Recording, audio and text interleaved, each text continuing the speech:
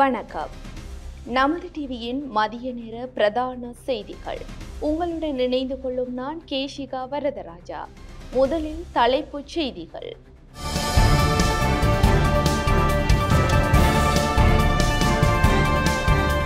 யாழுக்கு வரும் ஜனாதிபதி. இலங்கை இந்தியாவுக்கு இடையில் உள்ள மணல் திட்டுக்களை பார்வையிட பொதுமக்களுக்கு அனுமதி. உள்ளூராட்சி தேர்தலில் போட்டியிடும் 18 வேட்பாளர்கள் கைது.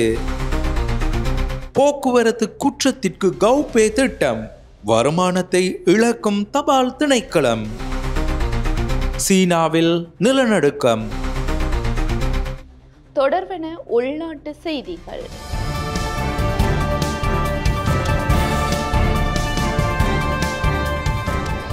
யாழ்ப்பாணத்திற்கு இன்றைய தினம் ஜனாதிபதி அனுரகுமார திசாநாயக்க விஜயம் செய்ய உள்ளார். உள்ளூராட்சி தேர்தலில் யாழ் மாவட்டத்தில் களமிறங்கியுள்ள வேட்பாளர்களை ஆதரித்து பிரச்சாரத்தில் ஈடுபடும் நோக்கிலேயே ஜனாதிபதியின் வருகை அமைந்துள்ளது.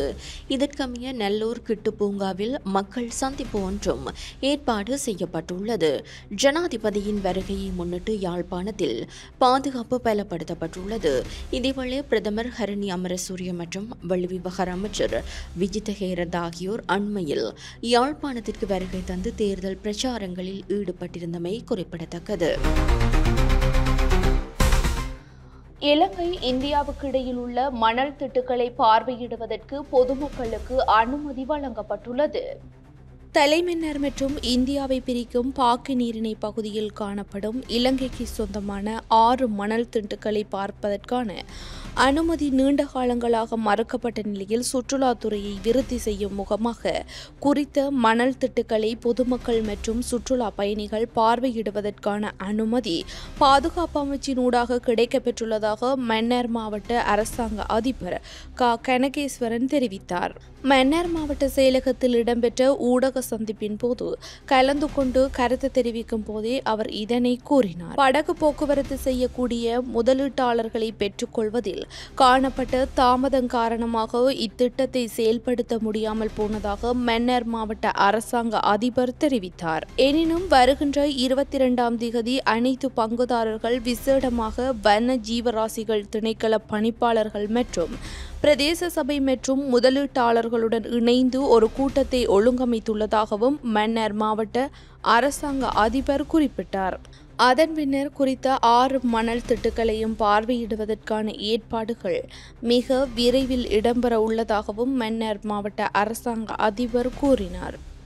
இப்போ மன்னார் மாவட்டம் ஒரு உல்லாச பயணத்துறைக்கு முக்கியமான பல வளங்களை கொண்டு காணப்படுகிறது. அந்த வகையில் சுற்றுச்சூழலுடன் இணைந்த வகையிலே இந்தியா இலங்கை பாக்கு நீர்நிலை பகுதியிலே 6 மணல் திட்டு இலங்கைக்குரியதாக காணப்படுகிறது. அந்த மணல் திட்டுக்களை இந்தியா பகுதியில் உள்ள மணல் திட்டுக்களை இந்தியா சுற்றுலா பயணிகள் பார்த்து வருவது போல் இலங்கைக்கு வருகின்ற உல்லாச பயணிகளும் தாங்கள் அந்த இலங்கைக்கு சொந்தமான அந்த 6 மணல் திட்டுக்களையும் பார்க்க வேண்டும் என்ற அந்த கோரிக்கை முன்வைத்ததன் பிரகாரம் தற்பொழுது பாதுகாப்பு அமைச்சினால் அந்த குறிப்பிட்ட மணல் திட்டுக்களை சென்று பார்த்துவதற்குரிய அனுமதி கிடைக்கப்பெற்றிருக்கிறது. தேர்தல் முறைப்பாடுகள் தொடர்பில் 18 வேட்பாளர்கள் கைது செய்யப்பட்டுள்ளனர். தேர்தல் முறைப்பாடுகள் தொடர்பாக 18 வேட்பாளர்கள் மார்ச் 3ஆம் தேதி முதல் நேற்று வரை கைது செய்யப்பட்டுள்ளனர். குறித்த காலகட்டத்தில் 62 கட்சி ஆதரவாளர்களும் 14 வாகனங்களும் போலீசாரால் கைப்பற்றப்பட்டுள்ளதாக போலீஸ் ஊடக பிரிவு அறிக்கை வெளியிட்டுள்ளது. இதற்கிடையில் தேர்தல் தொடர்பான 38 குற்றவியல் முறைப்பாடுகளும் தேர்தல் சட்டங்களை மீறியதாக 138 முறைப்பாடுகளும் பதிவாகியுள்ளன. கண்டி தலதா மாளிகை கண்காட்சியை முன்னிட்டு விசேட போக்குவரத்து திட்டம் இன்று முதல் முன்னெடுக்கப்பட்டுள்ளது. தலதா கண்காட்சியை முன்னிட்டு விசேட போக்குவரத்து நடவடிக்கைகள் இன்று முன்னெடுக்கப்பட உள்ளது. கண்டி நகருக்குள் யாத்திரைக்கு வருவோரை ஏற்றிச் செல்லும் வாகனங்கள் வருவதால் ஏற்படக்கூடிய போக்குவரத்து நெரிசலை குறைக்கும் வகையில் இன்று முதல் கண்டி நகருக்குள் நுழையும் வாகனங்கள் மட்டுப்படுத்தப்படும் என போலீசார் தெரிவித்தனர். யாத்திரிகர்களின் வாகனங்களுக்கு விசேட வாகன நிறுத்துமிடங்கள் அமைக்கப்பட்டுள்ளன. மேலும் அந்த பகுதிகளில் இருந்து தலதா மாளிகைக்கு பஸ் சேவைகள் மூலம் போக்குவரத்து வசதிகள் வழங்கப்பட்டுள்ளன. தலதா மாளிகை ஜாத்திரைக்கு பிறகு யாத்திரிகர்களை வாகன நிறுத்துமிடத்திற்கு திருப்பி அனுப்ப பொது போக்குவரத்து சேவை செயல்படுத்தப்பட்டுள்ளதாக போலீஸ் அத்தியட்சகர் தயாள் இளங்ககோன் தெரிவித்தார். ஏப்ரல் மாதம் 18ஆம் திகதி முதல் 27ஆம் திகதி வரை பொதுமக்களுக்கான விசேட தலதா கண்காட்சி நடைபெறவுள்ளது. அதன்படி ஏப்ரல் 18ஆம் திகதி பிற்பகல் 3 மணி முதல் மாலை 5:30 மணி வரையிலும் 19ஆம் திகதி முதல் 27ஆம் திகதி வரை நண்பகல் 12 மணி முதல் மாலை 5:30 மணி வரையிலும் தலதா கண்காட்சி நடைபெறவுள்ளது. இதன் காரணமாக கண்டி தலதா மாளிகை ஜாத்திரைக்கான பாதுகாப்பு ஏற்பாடுகள் மற்றும் போக்குவரத்து திட்டத்தை செயல்படுத்துவது குறித்து போலீசார் விசேட அவதானம் செலுத்தியுள்ளனர். மக்களை சோதனை செய்தல், போக்குவரத்து கட்டுப்பாடுகள், வீதி தடைகள் அமைத்தல் மற்றும் பாதுகாப்பு நடவடிக்கைகளுக்காக 10,000க்கும் மேற்பட்ட போலீஸ் அதிகாரிகள் கடமையில் ஈடுபடுத்தப்படவுள்ளனர். மக்களின் பாதுகாப்பு மற்றும் போக்குவரத்து கட்டுப்பாட்டிற்காக பணியில் ஈடுபடுத்தப்பட்டுள்ள போலீஸ் அதிகாரிகளுக்கு உதவ போலீஸ் விசேட அதிரடிப்படை அதிகாரிகள், போலீஸ் மோப்பநாய் பிரிவு, இராணுவம், கடற்படை மற்றும் விமானப்படை அதிகாரிகளும் பணியில் ஈடுபடுத்தப்பட்டுள்ளனர். தலதா மாளிகைக்கு வருகை தரும் மக்கள் வெள்ளை நிற உடையை அணிய வேண்டும் என்றும் பாரிய பொருட்கள், கேமராக்கள், காணொலி உபகரணங்கள் மற்றும் பிற மின்னணு சாதனங்களை எடுத்து வருவதை தவிர்க்க வேண்டும் எனவும் போலீஸ் ஊடகப் பிரிவு கேட்டுக் கொண்டுள்ளது. தியாகதீபம் அன்னை பூபதியின் 37ஆம் ஆண்டு நினைவு தினத்தை முன்னிட்டு மட்டக்களப்பு மாவட்டத்தில் பல்வேறு நிகழ்வுகள் உணர்வுபூர்வமாக நடைபெற்று வருகின்றன. தியாகதீபம் அன்னை பூபதியின் 37ஆம் ஆண்டு நினைவு தினத்தை முன்னிட்டு அதனை நினைவுகூரும் முகமாக மட்டக்களப்பு மாவட்டத்தில் பல்வேறு நிகழ்வுகள் உணர்வுபூர்வமாக நடைபெற்று வருகின்றது. அதன் ஒரு நிகழ்வாக வாகரை பிரதேசத்தில் நேற்றும் இன்றும் கண்டலடி வாகரை பொது விளையாட்டு மைதானத்தில் மட்டக்களப்பு தாயக செயனியினரால் விளையாட்டு நிகழ்வுகள் ஏற்பாடு செய்யப்பட்டிருந்தது. இதன்போது அன்னையின் உருவப்படத்திற்கு மலர் வணக்கம், அகவணக்கம் செய்யப்பட்டும் ஈகைச்சுடர் ஏற்றப்பட்டு நிகழ்வுகள் யாவும் ஆரம்பித்து வைக்கப்பட்டது. நிகழ்வில் மரதனோட்டம், சைக்கிள் ஓட்டம், கயிறிழுத்தல், உதைப்பந்தாட்டம், பெண்களுக்கான எல்லை விளையாட்டு என பல்வேறு விளையாட்டு நிகழ்வுகள் நடைபெற்றன. இந்த போட்டி நிகழ்ச்சிகளில் இளைஞர் யுவதிகள் ஆர்வத்துடன் பங்கு பற்றினார்கள். போட்டி நிகழ்ச்சிகளில் பங்கு பற்றி வெற்றி பெற்ற விளையாட்டு அணிகள் மற்றும் விளையாட்டு வீரர்களுக்கு பெறுமதி வாய்ந்த பரிசுப் பொருட்கள், வெற்றி கேடயங்கள், வெற்றி பதக்கங்கள் கௌரவிக்கப்பட்டன. நிகழ்வில் அதிதிகளாக மட்டக்களப்பு தாயக செயலணி இணைப்பாளர் செல்வகுமார், வாகரை பிரதேச தாயக செயலணி ஒருங்கிணைப்பாளர் புவனேஸ்வரன் மற்றும் அன்னை பூபதியின் பேரன் அரவிந்தன் ஆகியோர்கள் கலந்து கொண்டனர். அத்துடன் எதிர்வரும் 19ஆம் திகதி அன்னை பூபதியின் நினைவு தினத்தை முன்னிட்டு அதனை நினைவு கூறும் முகமாக பல்வேறு நிகழ்வுகள் மாவட்டத்தில் ஏற்பாடு செய்யப்பட்டுள்ளது. போக்குவரத்து அபராதங்களை கோபே மூலம் செலுத்துவதனால் தபால் திணைக்களங்கள் வருவாய் இழப்பை சந்தித்துள்ளன. போக்குவரத்து அபராதங்களுக்கான கோபே மூலம் செலுத்தும் முறைமையை அறிமுகப்படுத்தியதால் இலங்கையின் தபால் திணைக்களம் கணிசமான வருவாய் இழப்பை சந்தித்துள்ளதாக கூறப்படுகிறது. புதிய டிஜிட்டல் சேவையானது அஞ்சல் துறையால் அத்தகைய கட்டணங்களிலிருந்து கிடைக்கும் வருமானத்தை நீக்கியுள்ளது என தபால் தொழிற்சங்க முன்னணி தெரிவித்துள்ளது. தபால் அலுவலக அடிப்படையிலான அபராத கட்டணங்களில் இருந்து இந்த மாற்றம் தபால் திணைக்களத்திற்கு ஆண்டு வருவாயில் 600 மில்லியன் ரூபாய் முதல் 800 மில்லியன் ரூபாய் வரை இழப்பை ஏற்படுத்துகிறது என தொழிற்சங்கம் சுட்டிக்காட்டுகிறது. தபால் திணைக்களம் ஏற்கனவே தபால் நிலையங்களில் போலீஸ் அபராதம் செலுத்தும் நபர்களுக்கு ஒரு புதிய குறுஞ்செய்தி அறிவிப்பு முறையை அறிமுகப்படுத்திய போது போக்குவரத்து அபராதங்களுக்கான இந்த புதிய டிஜிட்டல் கட்டணம் அறிமுகப்படுத்தப்பட்ட என தபால் தொழிற்சங்க முன்னணி வெளிப்படுத்துகிறது. தொழில்நுட்பத்தை பயன்படுத்துவதை எதிர்க்கவில்லை என்பதை வெளிப்படுத்திய தொழிற்சங்கம் தபால் திணைக்களத்தால் வடிவமைக்கப்பட்ட குறுஞ்செய்தி அபராத முறையை தொடங்குமாறு அரசாங்கத்தை வலியுறுத்தியது. வெளிநாடுகளில் வசிக்கும் தனிநபர்கள் வழங்கும் டிஜிட்டல் சேவைகளுக்கு பெறுமதிசேர் வரியை வழங்க தீர்மானிக்கப்பட்டுள்ளது. பெறுமதிசேர் வரி திருத்தச் சட்ட மூலத்தின்படி உள்நாட்டில் உற்பத்தி செய்யப்படும் திரவப்பால் மற்றும் தயிர் ஆகியவை வரியிலிருந்து விலக்கு அளிக்கப்பட்டுள்ளதாக உள்நாட்டு வருவாய் திணைக்களம் தெரிவித்துள்ளது. அதற்கமைய ஏப்ரல் 11 முதல் அமலாகும் வகையில் திரவப்பால் மற்றும் தயிர் மீதான வெட் வரி நீக்கப்பட்டுள்ளதாக திணைக்களம் ஒரு அறிக்கையை வெளியிட்டு சுட்டிக்காட்டுகிறது. உள்நாட்டு வருவாய் திணைக்களம் வெளியிட்டுள்ள அறிவிப்புக்கு அமைவாக புதிய பால் குறைந்தபட்சம் 150% இருக்க வேண்டும் எனவும் கூறப்பட்டுள்ளது. பெறுமதிசேர் வரி திருத்த மசோதா ஏப்ரல் 9 பாராளுமன்றத்தில் நிறைவேற்றப்பட்டது. இதற்கு சபாநாயகர் ஜகத் விக்ரமரத்ன ஏப்ரல் 11 கையெழுத்திட்டு ஒப்புதல் அளித்தார்.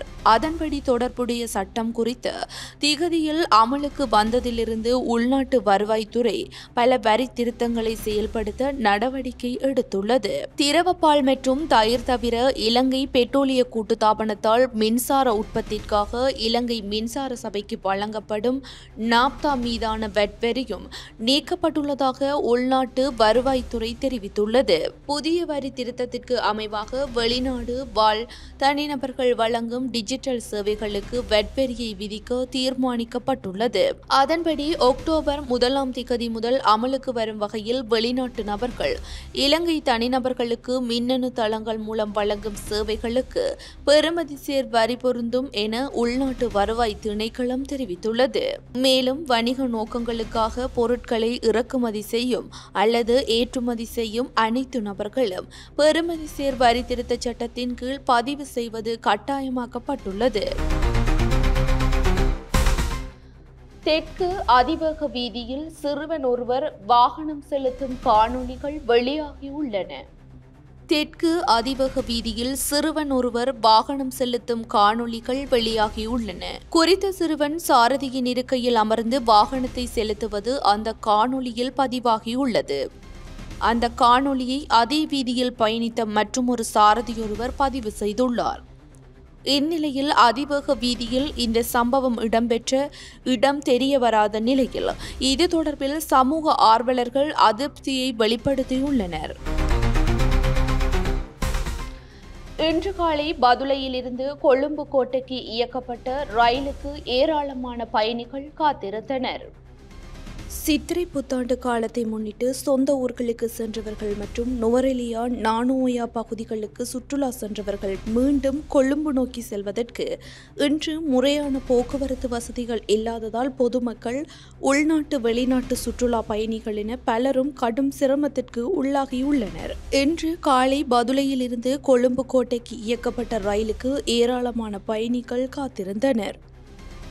எனினும் வருகை தந்த ரயிலில் அனைவருக்கும் இடவசதி இல்லாமையால் ஏராளமான பயணிகள் சிரமத்திற்கு ஆளாகினர்.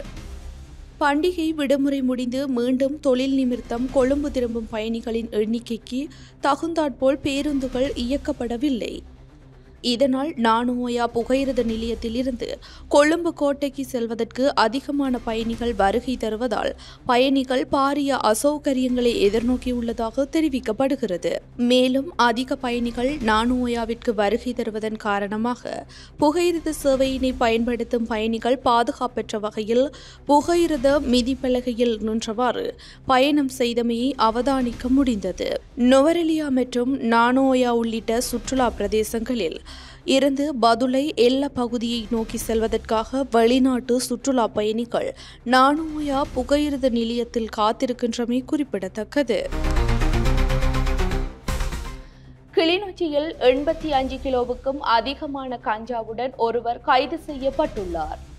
கிளிநொச்சி புளியம்பொக்கனை பகுதியில் 85 கிலோவுக்கும் அதிகமான கஞ்சாவுடன் ஒருவர் கைது செய்யப்பட்டுள்ளார். இராணுவத்தினருக்கு கிடைக்கப்பட்ட ரகசிய தகவலுக்கு அமைவாக சிறப்பு அதிரடிப்படையினர் மற்றும் போலீசார் இணைந்து குறித்த கைது நடவடிக்கையில் ஈடுபட்டனர். இதன்போது புளியம்பொக்கனை பகுதியில் வீடொன்றில் நிறுத்தி வைக்கப்பட்டிருந்த வாகனத்தில் சூட்சுமமான முறையில் மறைத்து வைக்கப்பட்டிருந்த நிலையில் 85 கிலோவுக்கும் அதிகமான கஞ்சா மீட்கப்பட்டுள்ளது. சம்பவ சம்பவத்துடன் தொடர்புடைய பளை பகுதியைச் சேர்ந்த ஒருவர் போலீசாரால் கைது செய்யப்பட்டுள்ளார். கைது செய்யப்பட்ட சந்தேக நபர் புளியம்பொக்கனை நாகேந்திரபுரம் பகுதியில் வீடு ஒன்றை வாடகைக்கு பெற்று கஞ்சா வியாபாரத்தில் ஈடுபட்டு வருவதாக விசாரணைகளில் தெரியவந்துள்ளது. யாழ்ப்பாணத்தில் சட்டவிரோதமான முறையில் இலங்கைக்கு கொண்டுவர முற்பட்ட 145 கிலோ உலர்ந்த மஞ்சளுடன் 6 சந்தேக நபர்கள் கைது செய்யப்பட்டுள்ளனர். சட்டவிரோதமான முறையில் இலங்கைக்கு கொண்டுவர முற்பட்ட 145 கிலோ உலர்ந்த மஞ்சளுடன் 6 சந்தேக நபர்கள் கடற்படையினரால் கைது செய்யப்பட்டுள்ளனர். கடல் வழியாக மேற்கொள்ளும் கடத்தல் உள்ளிட்ட சட்டவிரோத செயல்களை ஒடுக்கும் வகையில் நாட்டை சுற்றியுள்ள கடற்கரையை உள்ளடக்கி வழக்கமான ரோந்து மற்றும் தேடுதல் நடவடிக்கைகளை கடற்படை மேற்கொண்டு வருகின்றது. அதன்படி கடந்த 13ஆம் தேதி வடமேற்கு கடற்படை கட்டளையைச் சேர்ந்த இலங்கை கடற்படை கப்பல் தம்பபன்னி நிறுவனத்தின் கடற்படையினர் உடப்புவ, கருகப்பனை மற்றும் கடலோர பகுதியில் நடத்திய சிறப்பு தேடுதல் நடவடிக்கையின் போது சந்தேகத்திற்கிடமான டிங்கி படகொன்று சோதனைக்குட்படுத்தப்பட்டது. குறித்த படகில் 3 பைகளில் அடைக்கப்பட்டிருந்த 145 கிலோகிராம் உலர்ந்த மஞ்சள் கையிருப்புடன் 4 சந்தேக நபர்களை கடற்படையினர் கைது செய்தனர். மேலும் இந்த கடத்தலில் ஈடுபட்டதாக சந்தேகிக்கப்படும் 2 நபர்கள் மற்றும் 2 மோட்டார் சைக்கிள்கள் கடற்படையினரால் கைப்பற்றப்பட்டன. தொடர்வன சர்வதேச செய்திகள்.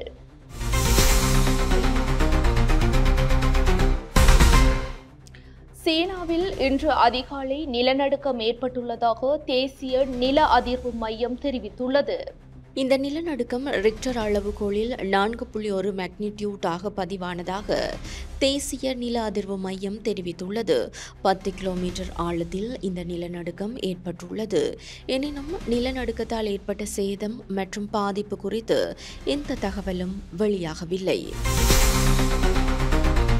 மத்திய ஆப்பிரிக்க நாடான கொங்கோவில் நேற்றைய தினம் படகு தீப்பிடித்து விபத்துக்குள்ளானதில் 50 பேர் உயிரிழந்துள்ளனர். வடமேற்கு கொங்கோவில் உள்ள மடான் பகுதியிலிருந்து போலோம்பா பகுதிக்கு படகு மூலம் சுமார் 400 பேர் பயணம் செய்தனர். பண்டாக்கா பகுதியில் படகு சென்று கொண்டிருந்த போது திடீரென தீ விபத்து ஏற்பட்டது.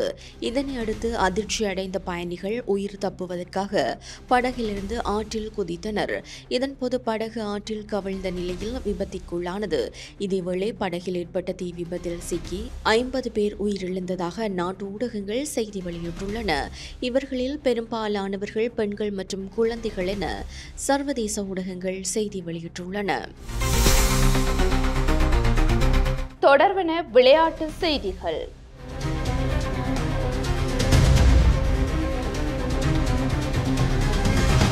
இந்தியன் பிரீமியர் லீக் 20-20 கிரிக்கெட் தொடரின் 32வது போட்டியில் சூப்பர் ஓவரில் ராஜஸ்தானை வீழ்த்தி டெல்லி அணி வெற்றி பெற்றுள்ளது. நேற்றைய போட்டியில் டெல்லி கேபிட்டல்ஸ் மற்றும் ராஜஸ்தான் ராயல்ஸ் ஆகிய அணிகள் பலப்பரட்சி நடத்தின. நாணய சுழற்சியில் வென்ற ராஜஸ்தான் ராயல்ஸ் அணி முதலில் பந்து வீச்சை தெரிவு செய்தது. அதன்படி முதலில் துடுப்படுத்த ஆடிய டெல்லி அணி நிர்ணயிக்கப்பட்ட 20 ஓவர்களில் 5 விக்கெட் இழப்பிற்கு 188 ஓட்டங்களை பெற்றது. அபிஷேக் பொரேல் 37 பந்துகளில் 49 ஓட்டங்களையும், KL ராகுல் 38 ஓட்டங்களையும், அக்ஷர் பட்டேல் மற்றும் ஸ்டப்ஸ் ஆகியோர் தலா 34 ஓட்டங்களையும் அணிக்காக பெற்றுக் கொடுத்தனர். ராஜஸ்தான் அணி சார்பில் ஆச்சர் 2 விக்கெட்டுகளையும், தீக்ஷண மற்றும் கசரங் ஆகியோர் தலா 1 விக்கெட்டினையும் வீழ்த்தியிருந்தனர். இதனை அடுத்து 189 ஓட்டங்கள் எடுத்தால் வெற்றி என்ற இலக்குடன் ராஜஸ்தான் ராயல்ஸ் அணி களம் இறங்கியது. ஜெய்ஸ்வால் சஞ்சு சாம்சன் ஜோடி அதிரடியாக ஆடியது. சஞ்சு சாம்சன் 31 ஓட்டங்களையும், நிதிஷ் ராணா 51 ஓட்டங்களையும் பெற்ற நிலையில் ஆட்டமிழந்தனர். இறுதியில் ராஜஸ்தான் அணி 4 விக்கெட்டுக்கு 188 ஓட்டங்களை பெற்றது. பின்னர் சூப்பர் ஓவர் வழங்கப்பட்டது. சூப்பர் ஓவரில் முதலில் ஆடிய ராஜஸ்தான் அணி 0.5 ஓவரில் 2 விக்கெட்டுக்கு 11 ஓட்டங்களை பெற்றது. தொடர்ந்து ஆடிய டெல்லி அணி 4 பந்துகளில் 13 ஓட்டங்கள் எடுத்து வெற்றி பெற்றது. நடப்பு தொடரில் டெல்லி அணி பெற்ற 5வது வெற்றி இதுவாகும். இத்துடன் நமது டிவியின் மதிய நேர செய்திகள் நிறைவடைகின்றன. மேலதிக செய்திகளை பார்வையிட நமது LK.com என்ற இணையதளத்திற்குள் பிரவேசியுங்கள். தொடர்ந்து நமது டிவி என்ற யூடியூப் தளத்தினை சப்ஸ்கிரைப் செய்யுங்கள். வணக்கம்.